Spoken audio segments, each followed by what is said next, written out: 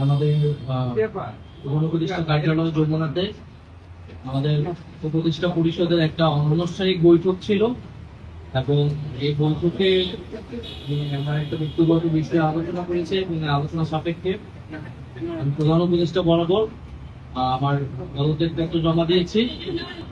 আমার যে দুটি মন্ত্রণালয় ছিল তথ্য সম্প্রচার এবং ডাক, টেলিযোগাযোগ এবং প্রযুক্তি, দুটি মন্ত্রণালয়ের দায়িত্ব থেকে আমি ইস্তফা দিয়েছি। এছাড়াও এই জুলাই ফাউন্ডেশন, জুলাই শহীদ স্মৃতি ফাউন্ডেশন সহ সরকারের যে সকল কমিটিতে আমি ছিলাম এই সকল কমিটি থেকে আমি একই সাথে ইস্তফা আমার হচ্ছে। মূলত গণ অভ্যুত্থানের প্রেক্ষিতে 8ই আগস্ট আমরা গণ অভ্যুত্থানের প্রতিনিধি হিসেবে প্রথমে 2 জন এবং পরবর্তীতে আরো একজন 3 জন অন্তর্বর্তী সরকারে দায়িত্ব নেই অন্যান্য প্রতিষ্ঠানদের সাথে।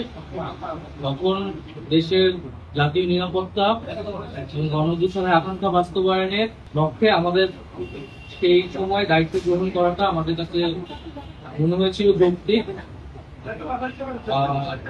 গত 6.5 মাসের প্রেক্ষিতে সরকার কাজ করছে, হয়তো আমরা আশানুরূপ ফলাফল এখনো পাইনি, কিন্তু আমার কাছে মনে হয়েছে যে সরকারের একটা স্ট্যাবিলিটিতে সরকার এসেছে।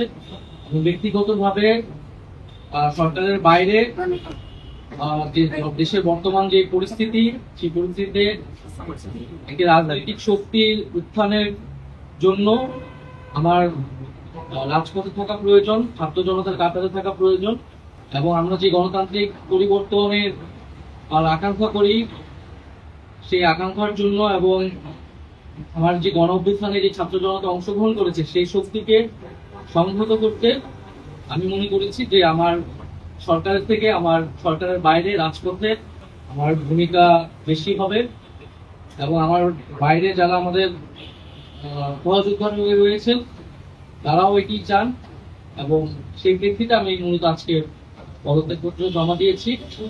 গত 6 মাসে আমি আমার জায়গা থেকে চেষ্টা করেছি কাজ করে যাওয়ার। 2টি মন্ত্রণালয়ের বাইরেও অনেক অতিরিক্ত দায়িত্ব আমাদের পালন করতে হয়েছে। আমরা চেষ্টা করেছি এবং মন্ত্রণালয়গুলোতেও আমরা কিছু কাজ করেছি, সেই কাজের ফলাফল হয়তো সামনে জনগণ পাবে।